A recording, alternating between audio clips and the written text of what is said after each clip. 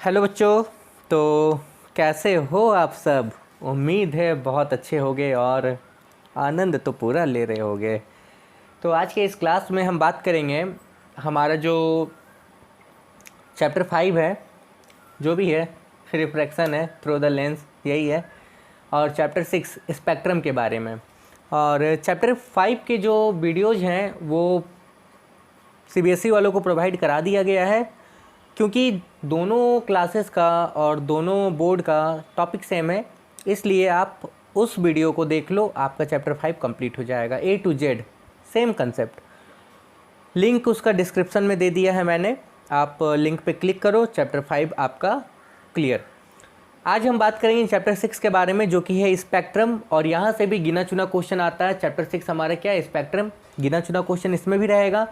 और ये भी कुछ बहुत इंपॉर्टेंट चैप्टर नहीं है जिसको बोर्ड पे लेके जाया जाए, और इसीलिए आज बुक से थोड़ा थोड़ा चलो ताड़ाताड़ी करते हैं बुक में। तो ताड़ने के लिए तैयार रहिए। आपको पहला पॉइंट दिया गया है डेविएशन, डिस्पर्सन, स्पेक्ट्रम। डेविएशन क्या होता है आपको पता है, इसके पहले वाले जो प्रिज्म के चैप्टर में आप पढ़ के आए हो डेविएशन क्या होता है। तो देखो बच्चों, ये प्रिज्म है। प्रिज्म में एक रे जब पास की जाती है तो वो अपने पथ से क्या होती है, कुछ बेंड करती है, इसी को हम बोलते हैं डेविएशन। यही बेंडिंग दूसरे फेस पर भी होता है।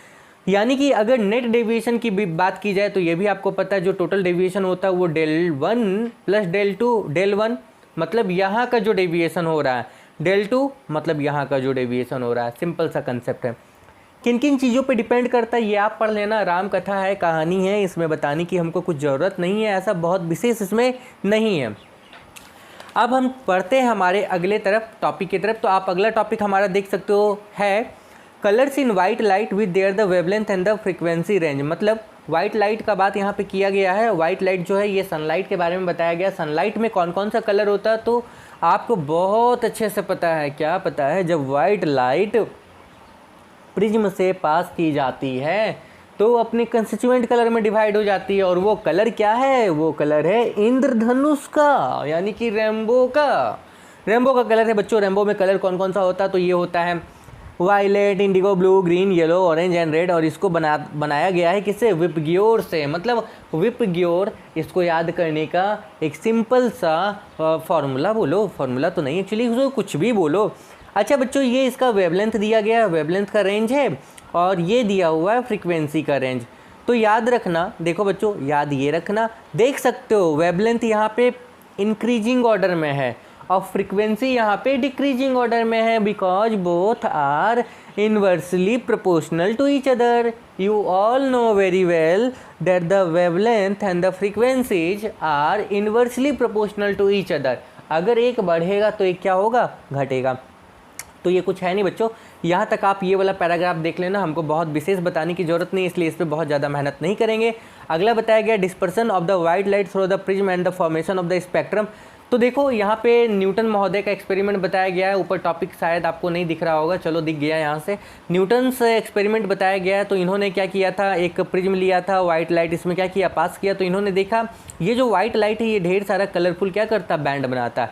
और ये जो बैंड बनाता है इसी को हम लोग क्या बोलते हैं, इसी को हम लोग बोलते हैं स्पेक्ट्रम। स्पेक्ट्रम क्या हो गया, तो स्पेक्ट्रम आपका हो गया सिंपल सा, देखो on the screen a coloured patch like the rainbow as shown. मतलब वो जो कलरफुल आपको बैंड नज़र आ रहा है ना, पैच नज़र आ रहा है, उसी को बोला गया है रेनबो टाइप का कलर है, यानी कि उसी को बोला गया स्पेक्ट्रम। क्या है, एक तरह का बैंड है। और इस पूरे फिनोमिना को बोला गया डिस्पर्सन। डिस्पर्सन क्या होता है, तो dispersion is a phenomena of light. याद रखो बच्चों, dispersion is a phenomena of light in which light divide it's constituent colour after refraction through prism. Prism से पार होने के बाद ये अपने कंस्टिट्यूएंट कलर में क्या होती है, डिवाइड हो जाती है। अच्छा बच्चों, यही वाला काम इस आसमान में भी होता है, मतलब स्काई में भी होता है। बारिश होने के बाद में जो आपको रेनबो का फॉर्मेशन नज़र आता है इस तरह का, तो वो जो होता है वो डिस्पर्सन के कारण ही होता है। चलो नेक्स्ट कंक्लूजन पढ़ लेना आप। यहाँ पे देखो डेफिनेशन के बारे में आपको बताया गया है, साफ साफ दिख रहा होगा। The phenomena of splitting of white light by a prism into its constituent colour is known as the dispersion. Book का बड़ा टेक्निकल लैंग्वेज है, हमने आपको इन सिंपल वर्ड में बता दिया। अब ये है स्पेक्ट्रम। स्पेक्ट्रम का क्या होता है, तो वो जो बैंड बनता है उसको हम लोग क्या बोलते हैं, स्पेक्ट्रम बोलते हैं, ठीक है। Cause of dispersion of the white light and the formation by spectrum, इसका मेन रीजन क्या हो जाएगा, देखो the cause of the dispersion of white light is the change in speed of the light with wavelength. मतलब वहाँ पे जो light का स्पीड है वो भी चेंज होता है और वेवलेंथ भी चेंज होता है। मतलब ये वही टॉपिक है जिसको आप पहले भी पढ़ के आए हो और थोड़ा थोड़ा पढ़ोगे तो आप क्या करोगे, इजीली समझ जाओगे। इसमें बहुत ज़्यादा समझाने की ज़रूरत नहीं है, ठीक है बच्चों, क्लियर हो पूरी तरीके से, ठीक है। नीचे के सेक्शन में आपको दिया हुआ नोट करके, dispersion of the white light occurs only at the first surface of the prism. Listen, पहले सरफेस पर ही होगा, मतलब पहले सरफेस से ही टूटना शुरू होगा, याद रखना, दूसरे सरफेस पे टूटेगा नहीं, ठीक है बच्चों। सेकंड देखो, डेविएशन ऑफ लाइट रे occurs at the both the surface of the prism. मतलब डेविएशन का मतलब होता है जो अपने पथ से वो मुड़ेगी वो दोनों सरफेस पे होगा। दोनों सरफेस का मतलब होता है यहाँ पे देखो, ये कुछ यहाँ भी मुड़ेगी और ये कुछ यहाँ भी मुड़ेगी, ये बताया गया।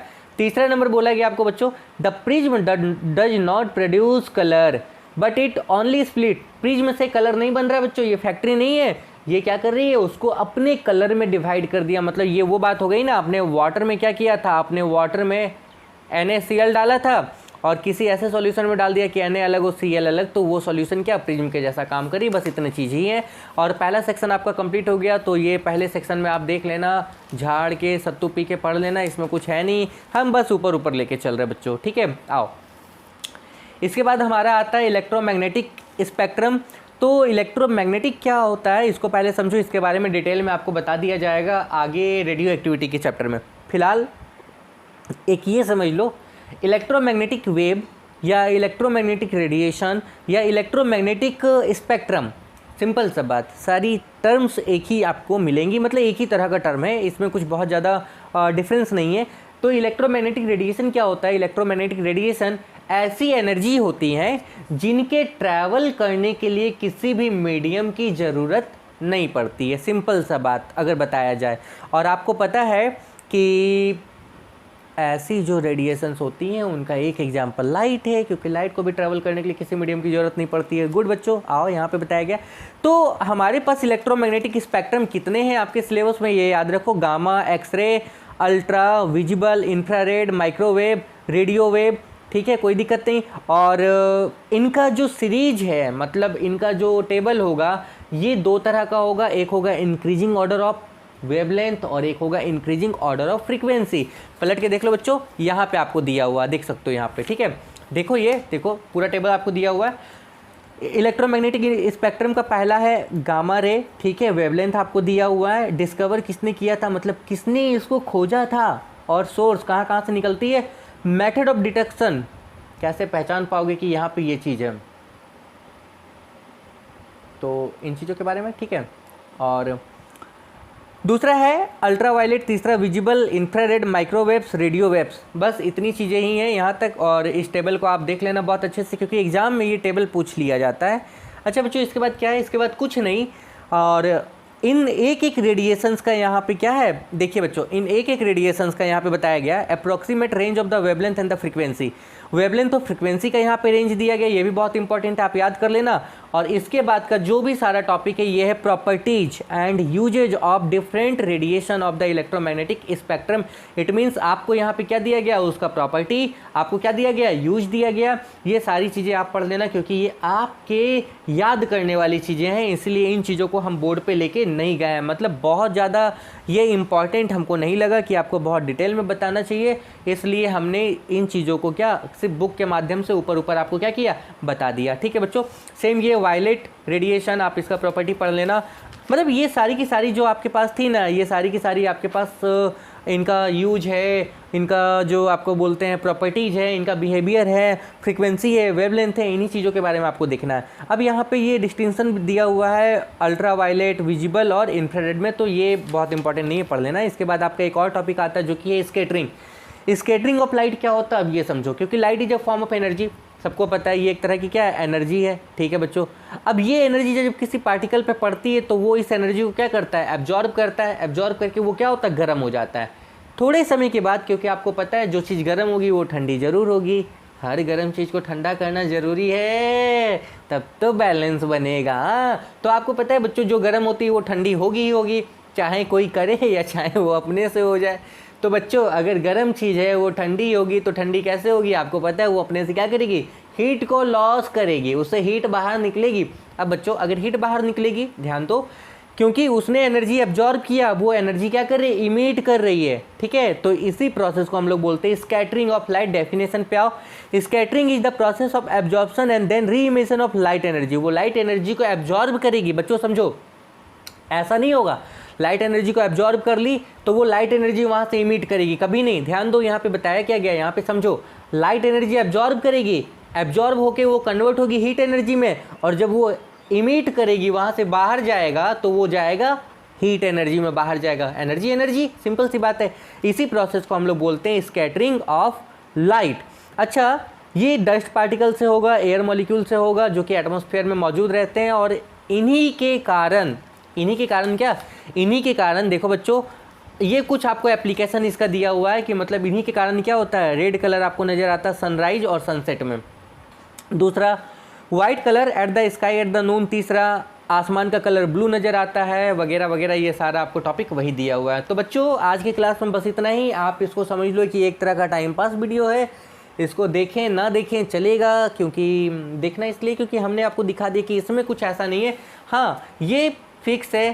क्या फिक्स है, देखो यहाँ से प्रॉपर्टीज हर बार पूछा जाता है, एवरी ईयर। प्रॉपर्टीज ऑफ क्या, रेडिएशन, ये हर बार पूछा जाता है, इसलिए आप इसको ज़रूर देख लेना। तब तक के लिए all the best and have a good day. मस्ती में रहो, मज़े में रहो, बाय।